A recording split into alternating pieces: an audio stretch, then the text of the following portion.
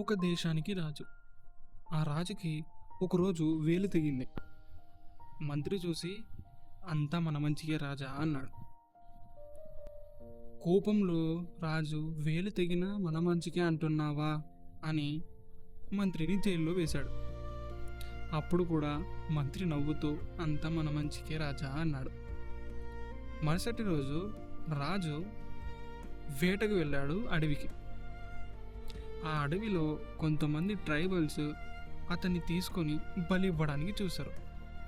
ఆ వేలు తెగినం చూసి, ఇతను బలికి పనికిరాడు అని చెప్పి వదిలేశాడు. ఆ రోజును వెంటనే మంత్రి దగ్గరకు రాజు వెళ్ళి, మంత్రి, నిన్ను జైల్లో వేశాను కదా, ఇది కూడా మన మంచికేనా అని అడిగాడు. అప్పుడు మంత్రి అన్నాడు, ఒకవేళ నేను కూడా వేటకు మీతో పాటు వచ్చింటే మిమ్మల్ని వదిలేసి నన్ను బలిచ్చేవారు. అందుకే అంతా మన మంచికే రాజా అని చెప్పాడు. ఇందులో moral of the story is, ఏది జరిగినా మన మంచికి.